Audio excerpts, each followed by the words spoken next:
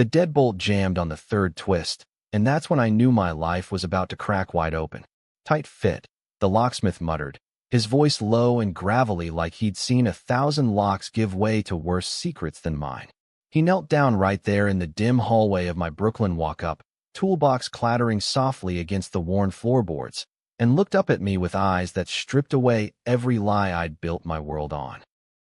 I froze, key still dangling from my trembling fingers, because in that split second, his gaze wasn't on the door, it was on me, seeing the real Andrew Hayes for the first time, the one I'd buried under layers of denial and small-town shame.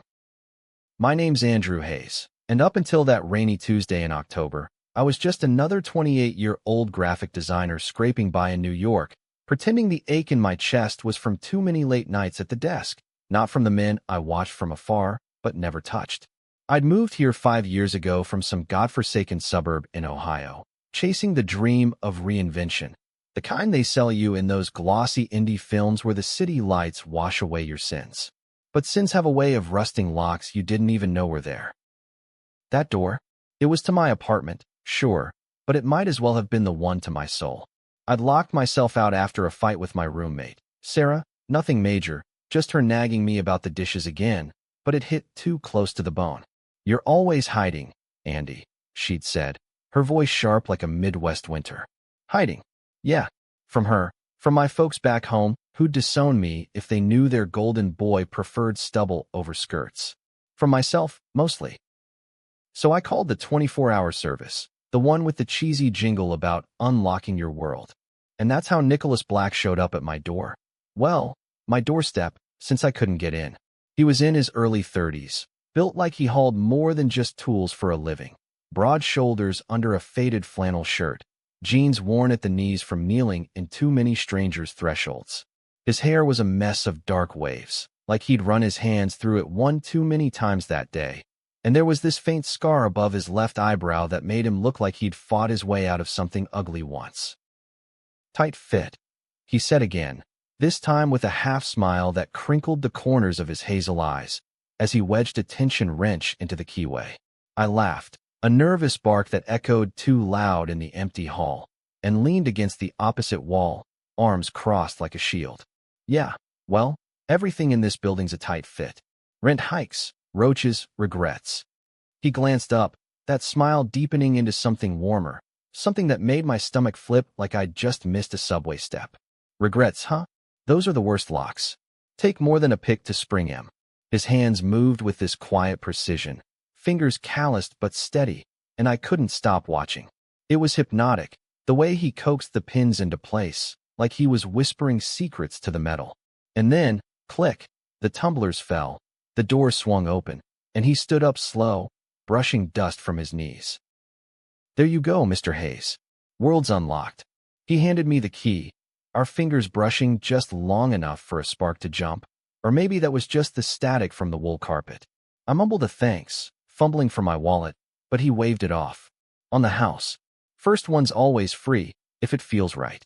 He lingered there in the doorway, toolbox slung over his shoulder, like he was waiting for an invitation I wasn't sure I had the guts to give.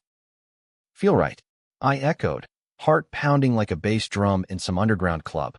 God, I was bad at this. Flirting? It came out sounding like an accusation. He shrugged, that scar catching the light from my apartment's bare bulb.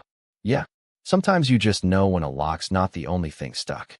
And with that, he turned and walked down the hall, leaving me staring after him like an idiot, the door hanging open behind me like my half-assed resolve. I didn't sleep that night. Sarah came home late from her bartending shift, smelling like gin and regret of her own, and crashed on the couch without a word. I lay in bed, staring at the water-stained ceiling, replaying that kneel, that look. Nicholas Black. I Googled him later, after the sun came up gray and indifferent over the East River. Turned out he ran a small outfit, Black Key Locksmiths, out of a shop in Williamsburg, reviews glowing about his honest work and no BS attitude. One reviewer called him the guy who fixes more than doors. Cryptic, intriguing, dangerous. By noon, I was out the door, excuse flimsy as wet paper, picking up milk from the bodega 3 blocks away.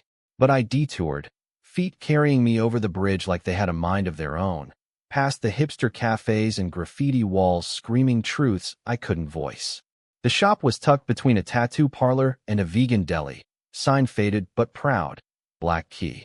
The bell jingled when I pushed in, and there he was, behind the counter, polishing a set of brass handles that gleamed like forbidden fruit. Back so soon. He didn't look surprised, just amused, setting down the cloth and leaning on his elbows. Up close, he smelled like sawdust and coffee, earthy, grounding. Oh yeah? Thought maybe. Preventive maintenance? On my other locks. Lame. So lame. But he nodded, grabbing a ring of keys from under the counter. Sure. Lead the way, Andrew. He said my name like it was something worth savoring. And just like that, we were back at my place, him testing the deadbolts on the windows while I hovered like a ghost in my own home. Sarah was out, thank God, so the apartment felt too big, too echoey with just us in it. You're tense, he said midway through, straightening up from the fire escape latch. Everything all right? I laughed it off, but it came out choked. Just life, you know. City's got a way of squeezing you till you can't breathe. He nodded. I'm serious now. I get that. Grew up in Queens. Father was a cop, mother a teacher. Expected the blueprint. Job, wife, kids in the suburbs. But blueprints crack. He paused, gauging me, and I swear the air thickened. Mine did when I came out at 19. Dad walked out, Mom tried, but it's a long story. My throat tightened. Coming out. The words hung there, heavy as the humidity before a storm. I'd never said them aloud, not even to Sarah, who suspected but never pushed. Yeah, I managed. Long stories suck. We finished the rounds in silence, but it wasn't awkward. It was charged, like the hush before thunder. At the door, he handed me a business card, fingers lingering again. If you ever need to talk locks, or whatever, call. I did. That night, after 3 beers and a playlist of sad indie folk that made everything worse. Hey, it's Andrew. From the tight fit. God, I cringed even as I said it. His laugh rumbled through the line, warm as whiskey. Tight fit. I like that. What's up? And just like that, we talked. For hours. About the city that chewed us up, the families that shaped us wrong, the dreams we chased like stray dogs. He told me about his ex, a musician who'd bailed when the touring got real, leaving Nicholas with a shop full of echoes. I spilled about Ohio, the football fields where I faked cheers for girls I didn't want, the church sermons that branded me with guilt before I even knew what sin felt like. It poured out, easy as rain on pavement, and by dawn, I was hooked. We met for coffee the next day, then beers, then dinners that stretched into walks along the waterfront where the skyline glittered like a promise. Nicholas was everything I wasn't, steady, unapologetic, with a laugh that shook the cobwebs from my bones. He kissed me first, under the Brooklyn Bridge on a night when the fog rolled in thick from the harbor, his hands framing my face like I was something precious, not broken. I've wanted this since the hallway, he murmured against my lips, and I melted, all the walls crumbling in that one touch. It was magic, the kind that makes you believe in second chances. We built something real. Lazy Sundays fixing up his shop, me sketching logos for his business while he hummed old Springsteen tunes. He met Sarah, who grinned like she'd won the lottery and whispered, finally, when he stepped out for takeout. Even my parents called from Ohio, oblivious, asking when I'd bring a nice girl home for Thanksgiving. I lied smoothly, the guilt a dull ache now, overshadowed by the light Nicholas brought. But magic has shadows, and ours started creeping in around the holidays. It was mid-November, the air crisp with that bite that promises snow, when Nicholas got a call from his mom. She'd remarried some suit in Jersey, had a new life, but now she wanted him for Christmas, to show the family you're still my boy. His voice cracked when he hung up, and I held him on the couch, his head on my chest, as he whispered the fear that never quite left. Rejection, the kind that carves canyons in your heart. I'll go with you, I offered, reckless with love. Be your shield. He pulled back, eyes searching mine. You sure? It's messy.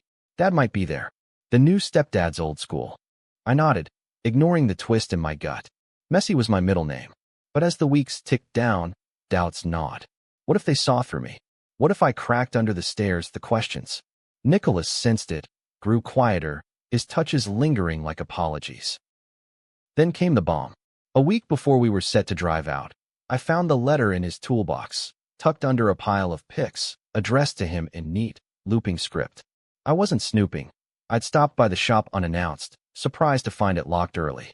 The spare key he'd given me felt like betrayal in my palm as I let myself in, calling his name into the empty space. The envelope was unsealed, curiosity a devil on my shoulder.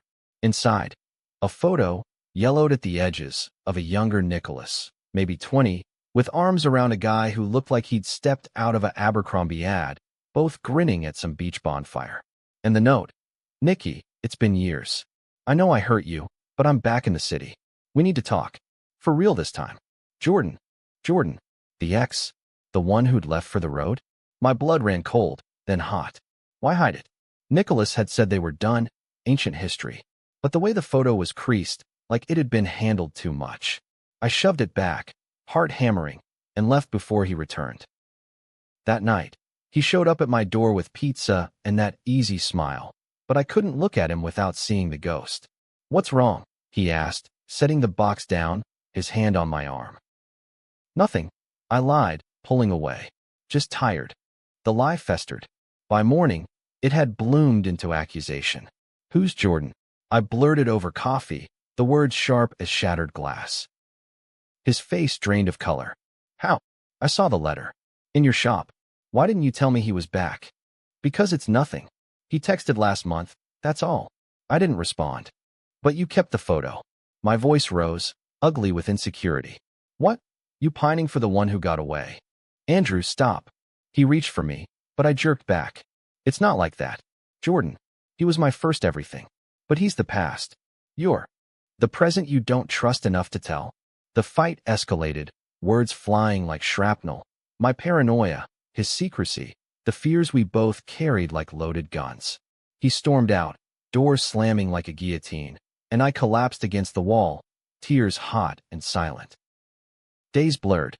No calls, no texts. Sarah tried to mediate. He's scared too, Andy. But I pushed her away, holing up in my room, sketching feverishly.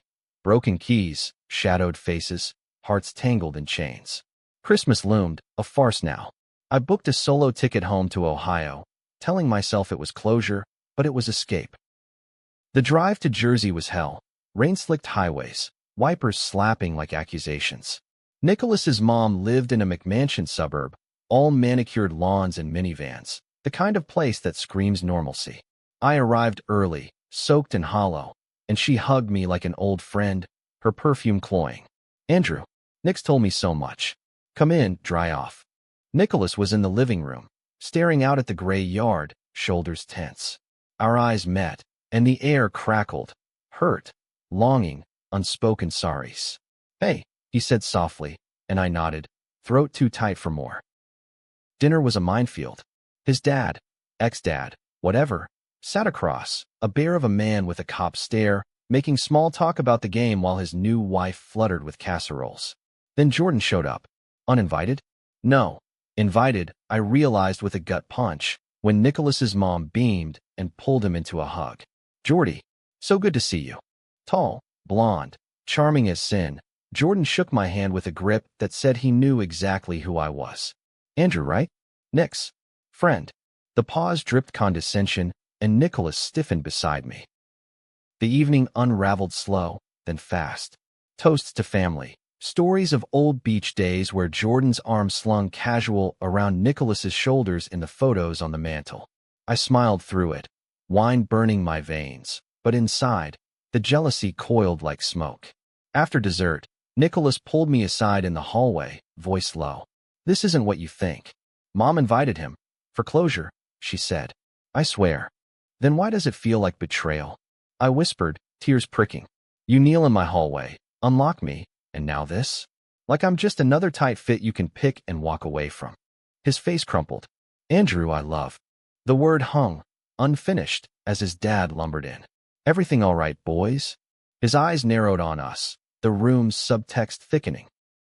"Fine," Nicholas said, too quick, and I excused myself to the porch, rain pattering on the awning like judgmental fingers. Jordan followed, cigarette in hand, offering one I declined. Look, man, I get it. Nick's intense. But we have history. Real shit. You're the rebound. Fuck you. I spat, voice breaking. You left him gutted. Don't pretend you're the hero. He exhaled smoke, eyes cold. Maybe. But he called me last week. Said he was confused. About us, all of it. Liar. It had to be. But doubt seeded, vicious and quick. I stormed back in, grabbed my coat. I'm out. Andrew, wait. Nicholas chased me into the rain, grabbing my arm at the car. Don't do this. Please. I yanked free, water streaming down my face.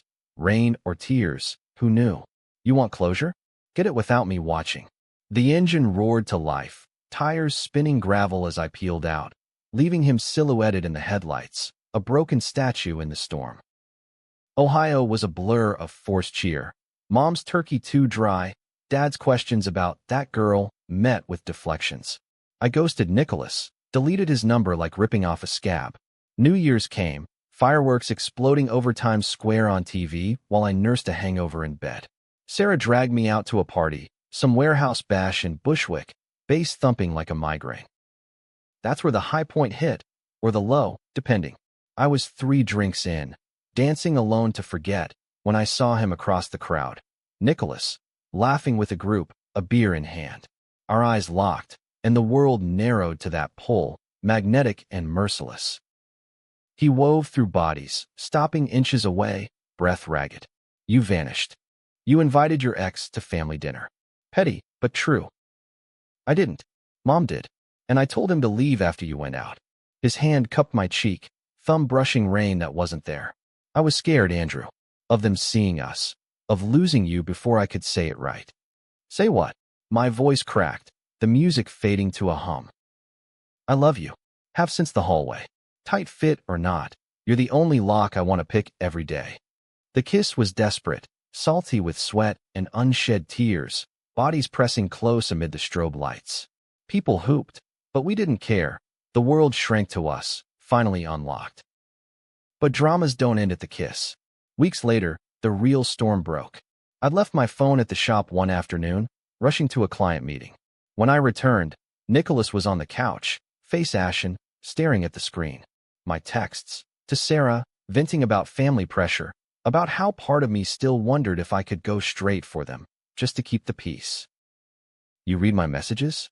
Horror choked me. Accident. It buzzed. His voice was steel-wrapped and hurt. Andrew, what the hell? After everything. It's not. I was drunk, spiraling. I don't mean it. But the words were there, black and white, a betrayal born of my own cowardice. He stood, eyes blazing. You think I don't know that fear? I lived it. But doubting us. That's the knife. He grabbed his jacket, door slamming echo of that first fight.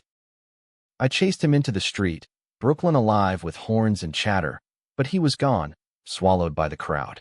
Calls went to voicemail, texts unread. Days turned to a week, then 2. Sarah staged an intervention, fix this or lose him, but pride was a stubborn lock. The climax came unannounced, a pounding at my door at 2 a.m., rain lashing the windows like furies. Nicholas, drenched, wild-eyed, toolbox at his feet. I can't do this without you. But I won't if you're half in. I pulled him inside, words tumbling. Apologies, confessions of the boy from Ohio, still whispering lies in my ear. The terror of losing family warring with the truth of us. He listened, then knelt. Not like that first time, but deliberate, hands on my hips, forehead to my stomach. Then let's break the old locks. Together. We cried, laughed, made promises in the lamplight. No grand gestures, just raw, human work. Therapy sessions in a cramped midtown office. Letters to my parents I never sent but burned instead, releasing the smoke like old ghosts. Spring bloomed hesitant, cherry blossoms dusting the park where we walked now, hands linked without fear. His shop thrived, my design sold to a boutique label. We talked marriage, not vows yet, but the dream, humanistic in its quiet rebellion. 2 men building a life from shards. One evening, as the sun dipped gold over the skyline, Nicholas knelt again, this time with a ring, simple silver band etched with a key. Tight fit, he asked, grin crooked. I laughed, pulling him up. Perfect. And in that moment, under the vast American sky, I knew love wasn't a lock to pick. It was the door we chose to walk through, together. But choices have echoes, and ours reverberated louder than we expected. It started small, a whisper from Nicholas's mom over Easter brunch, her new husband beaming like he'd invented tolerance. "So proud of you boys," she said, passing the ham. But her eyes flicked to the ring on my finger, the one we'd picked out together at a little jeweler in the village. Nicholas squeezed my knee under the table, a silent anchor, but I felt the undercurrent, approval laced with pity, like we were a project she'd checked off her list. Back in the city, the high faded into routine, but routines breed complacency, and complacency invites ghosts. Jordan resurfaced, not in person, thank God, but through a mutual friend at a gallery opening. I dragged Nicholas to 4 networking. The guy, some curator with a man bun and too much cologne, clapped Nicholas on the back. "Heard Jordan's directing now, big indie flick. Says you inspired the lead."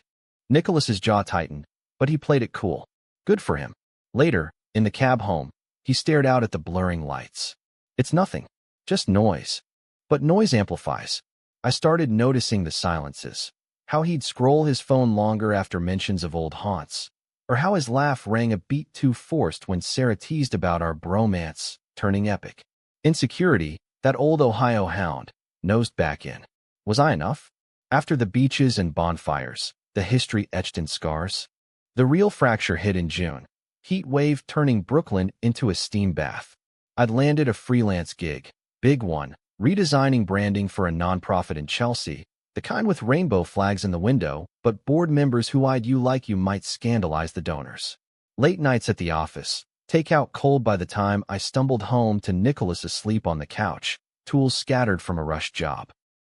One night, I came in to find him on the balcony, phone to his ear, voice low and edged. "I can't, Jordan. It's done." Pause. "Yeah, well, you made your choice." He hung up, spotting me in the doorway, guilt flashing before he masked it. "Work call.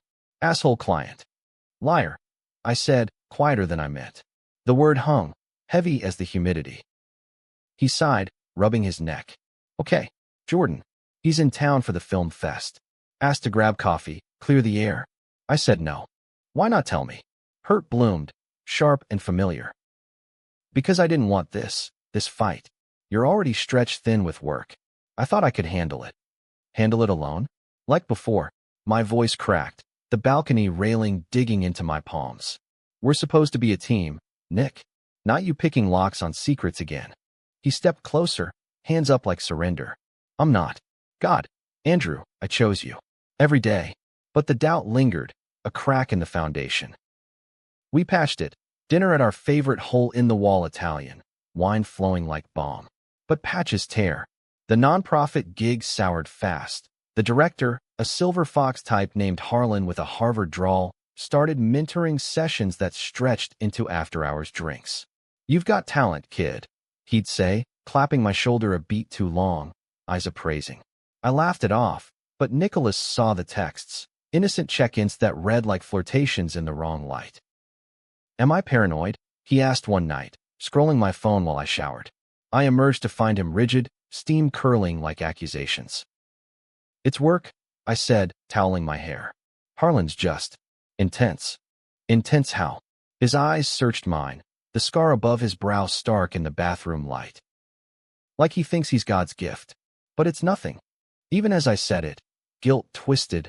Hadn't I lingered once, after a meeting, letting his hand brush mine?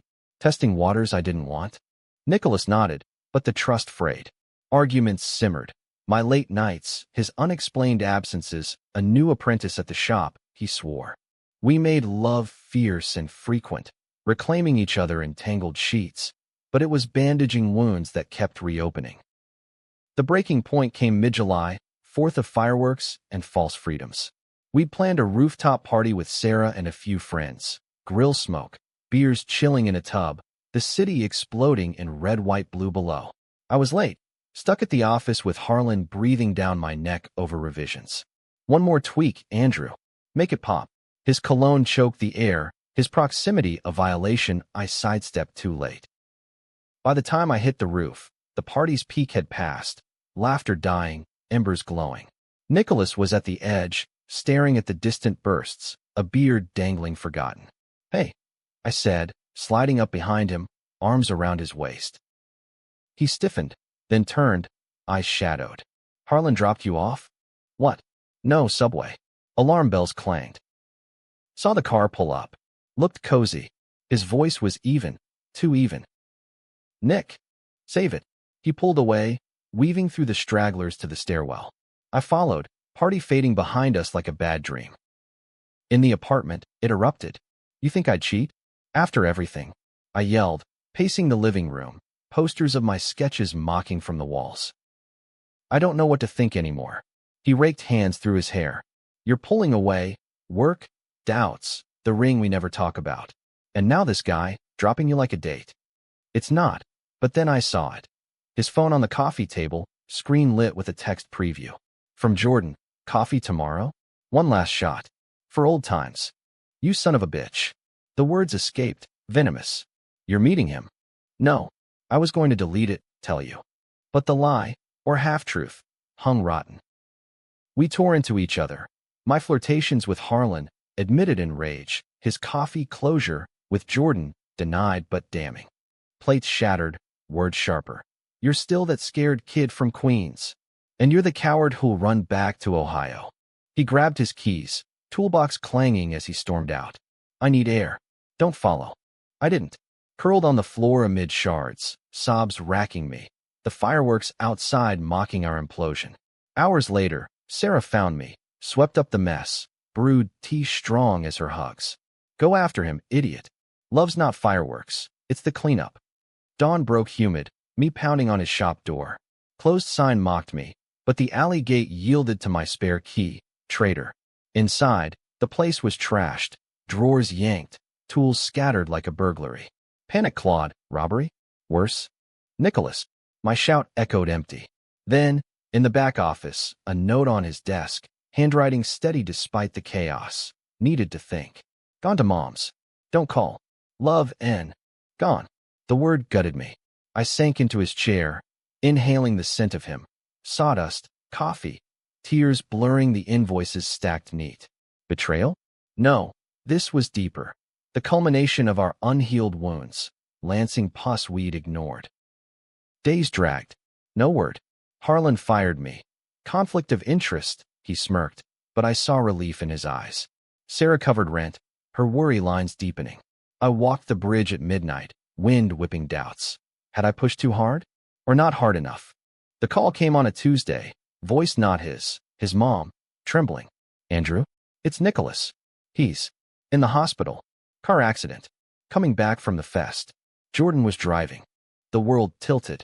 "Is he stable?" "Broken ribs, concussion. But he was asking for you."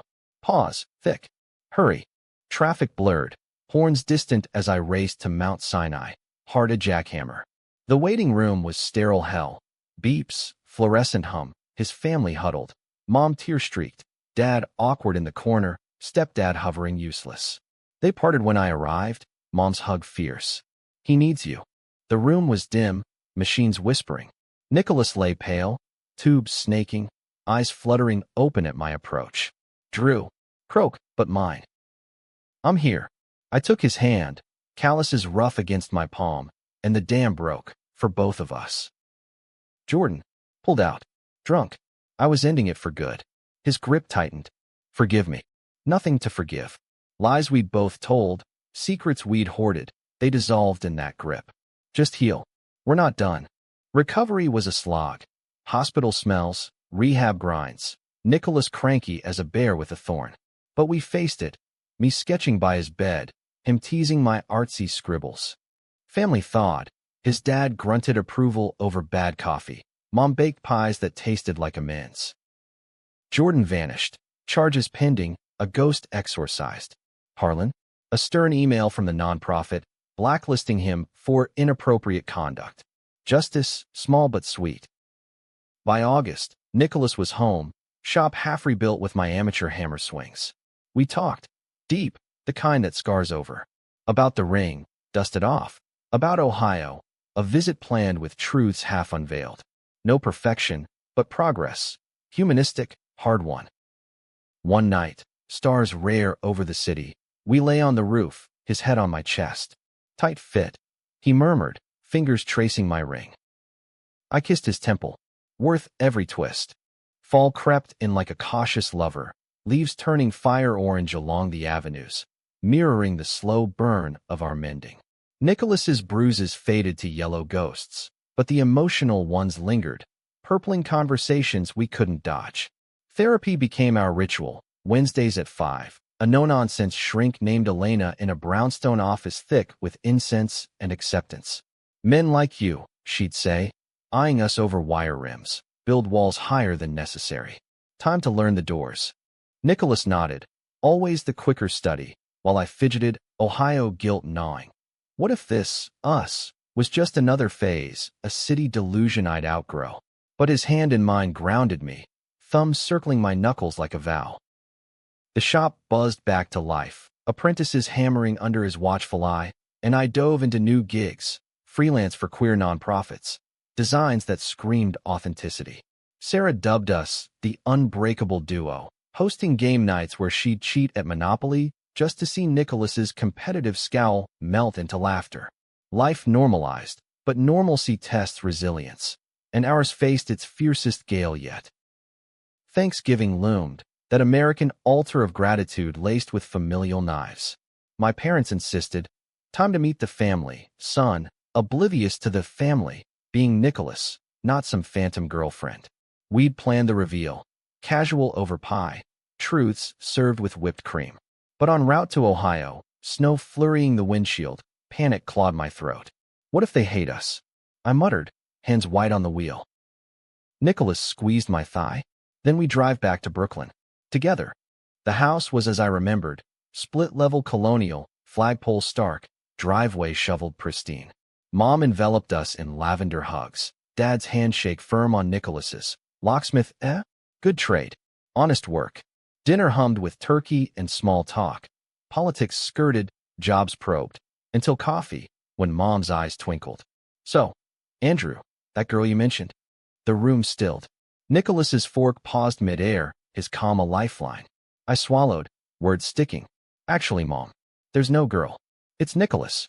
We're together. Silence, vast as the Midwest plains. Dad's face reddened, napkin crumpled. What the hell does that mean? Together, I repeated, voice steadier. I love him. Have for months. Mom's hand flew to her mouth, tears welling. Not anger, but something softer, sadder. Oh, Andy, why didn't you say? Because I was scared you'd stop loving me. The admission cracked open, raw. Dad shoved back, chair scraping. This is unnatural, Church says. He cut off, storming to the den, doors slamming like Judgment Day. Nicholas stood, calm as ever. Mr. Hayes, I respect you. But Andrew's your son. Love him as he is. The night fractured. Mom's whispers of we'll pray on it. Dad's mutters from the TV glow. We slept in my old room, twin beds pushed together, Nicholas's arm my shield. Dawn brought frost-laced windows and a note from Dad. Take the guest room next time. Alone. The drive home was quiet fury, snow whipping like accusations. I raged at exits, Nicholas listening till I exhausted. It's their loss, he said finally, hand on my neck. But it'll hurt till it doesn't. It did hurt. Calls went unanswered, holiday cards unsigned. Isolation crept, but so did solidarity. Elena's sessions deepened, friends rallied with brunches and brutal honesty. Your dad's a dinosaur, Sarah declared, pouring mimosas. Evolve or extinct. Winter bit hard, but we burrowed in. Movie marathons of old rom-coms. Ironic, us mocking the heteronorm. Hot cocoa spiked with bourbon. Nicholas proposed formally on New Year's. Midnight confetti raining from a cracked window. Rings slipping on easy. Cheers from Sarah via FaceTime. To tight fits, he toasted, and I laughed, the sound free. But betrayal's shadow loomed longest from within. February brought a client crisis. A rush job for a conservative brand. Suits who balked at my edgy portfolio. Too many rainbows, they sneered. Desperate for the paycheck, shop repairs draining us. I toned it down, submitted vanilla mocks that made my stomach turn. Nicholas found the files on my laptop, late one night. What is this? Quiet, but thunderous. Survival, I said, defensive. Bills don't pay themselves. You're selling out. Hurt laced his words. After the fight with Harlan, the family. It's not, but it was. A piece of me, compromising for comfort, echoing the boy who'd faked normalcy for years. The argument scorched. Accusations of weakness, retorts of judgment. You don't get it. I yelled. You came out swinging. I'm still swinging. And dragging us back. He grabbed his coat. I need space. He crashed at the shop. Me alone in our bed. Sheets cold as regret. Days blurred. Work autopilot. Sketches half-hearted. Elena mediated via phone. Andrew. Authenticity isn't optional, but pride barricaded. The twist came unexpected. A package at the door, no return address. Inside, letters, dozens, bundled with twine, from my parents. Mom's script, tear-stained. Pleas for forgiveness, Bible verses underlined. Dad's scrawl appended.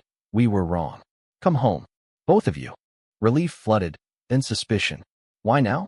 A call to Mom revealed the catalyst.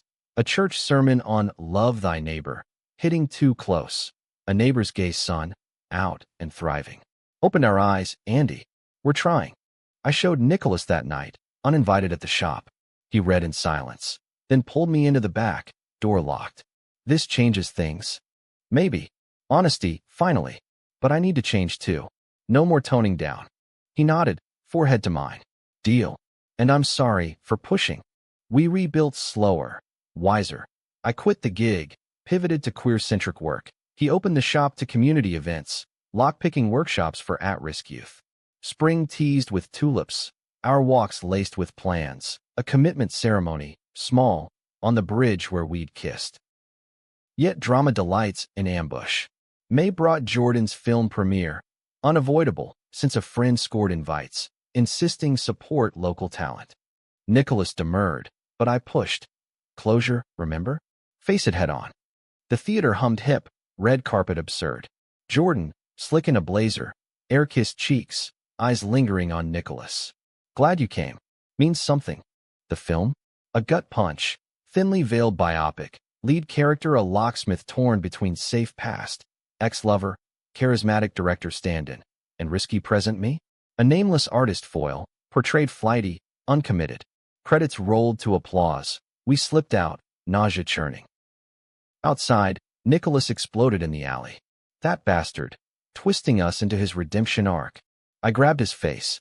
It's fiction. Lies. We're real. But the seed of doubt flowered ugly. Late-night talks where he'd probe. Am I holding you back? My reassurances rang hollow, haunted by the screen's distortions. The climax crested in June, Pride Month irony sharp. We'd volunteered for the parade, float decorating till dawn, glitter in our hair. But Harlan resurfaced, slimy as ever. Cornered me at a booth, slurring apologies over free stickers. Missed your fire, kid. Offers open. I shoved him off, but Nicholas witnessed the tail end, misreading the shove as intimacy. Again, quiet devastation. No swear. But proof? None. Just my word against the crowd's chaos. He walked away mid-parade, rainbow flags mocking as I chased through confetti storms. Nick, it's not what. Save it. Vanished into the throng. Panic propelled me to the shop, finding it dark, a note. Need to breathe. Jersey. Love you.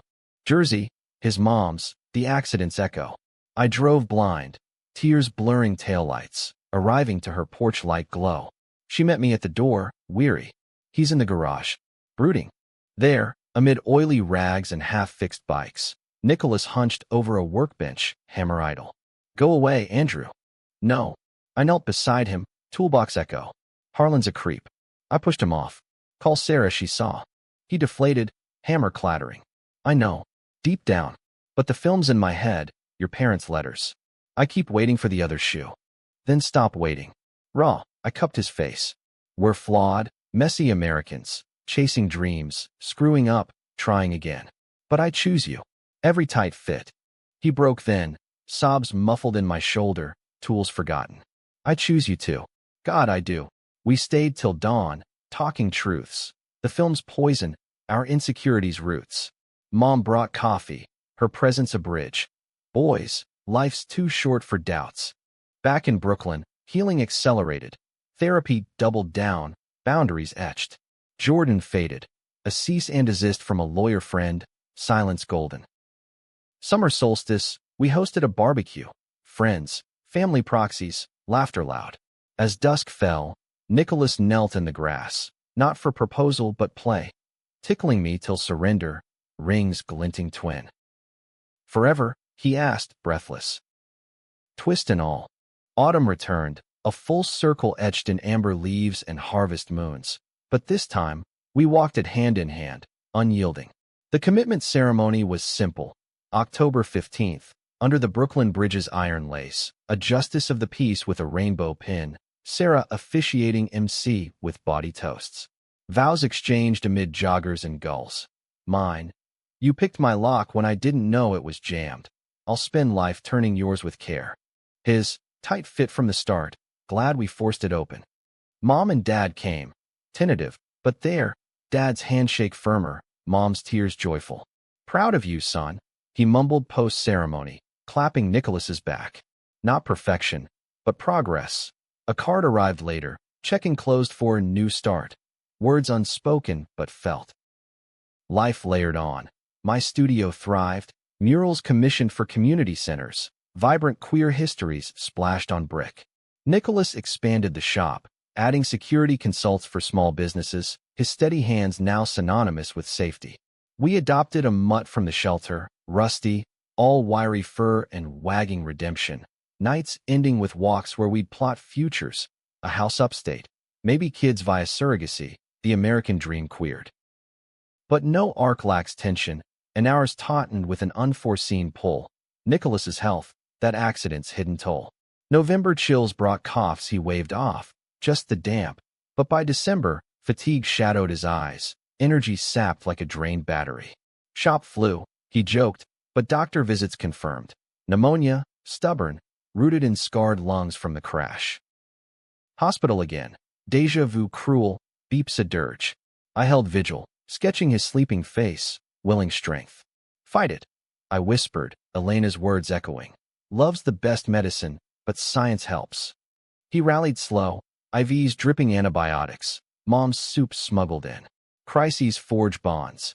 Ours tempered steel, nights of vulnerability, him admitting fears of burden, me countering with partners, not patience. Discharge brought homebound haze, soups, Netflix binges, rusty curled at our feet. New Year's dawned crisp, resolutions whispered, health first, dreams second. But fate, that capricious editor, scripted a swerve. January unearthed a letter in Dad's old desk, mailed months back, lost in move. From Nicholas's biological father, the cop who'd walked out post coming out. Son, I've failed you. Cancer's got me, stage 4. One wish. See you make amends. If you'll have it. Nicholas read it in our kitchen, coffee steaming untouched. Hate him still. Some days. His voice steady, but eyes stormed. But regrets heavier. The visit was set. Upstate hospice, snow-blanketed pines. We drove in silence, my hand as anchor. The man in the bed was shrunken, once bare now frail, oxygen hissing. Nicky. Voice rasp. You look good. Him too. Nod to me, grudging respect. Words tumbled. Apologies for abandonment, for not understanding then. Nicholas listened, tears silent. It broke me, Dad. But I rebuilt. With love. Forgive. Plea, raw? Not yet. Maybe soon.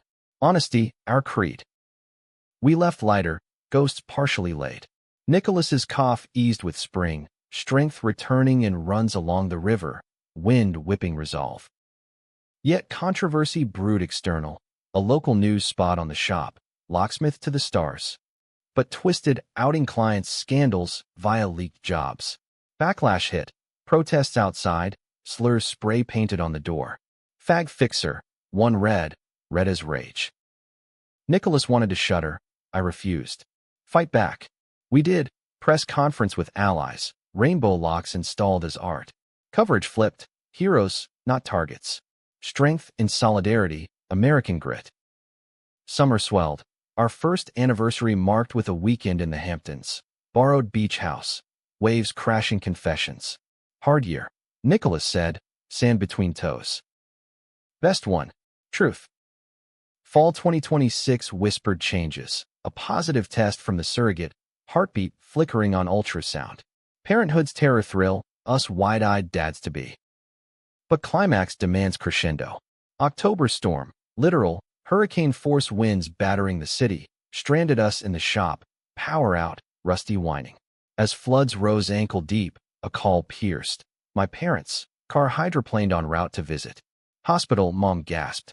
Dad's leg, broken bad. We waded to the car, Nicholas driving through sheets of rain, my prayers pagan. ER lights harsh, Dad pale, Mom clutching rosary. Andrew, his grip weak, scared us straight, literally. Laughter amid beeps, forgiveness full. Love you, son.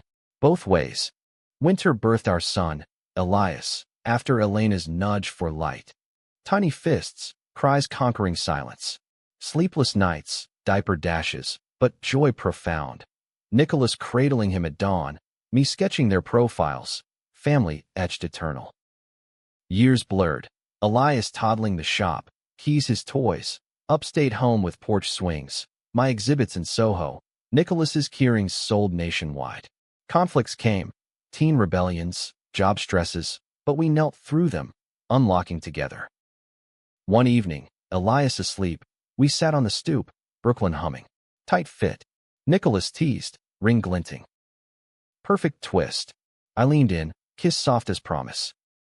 In America's vast, flawed tapestry, we were one thread, dramatic, human, loved. Not ending, but ever unfolding.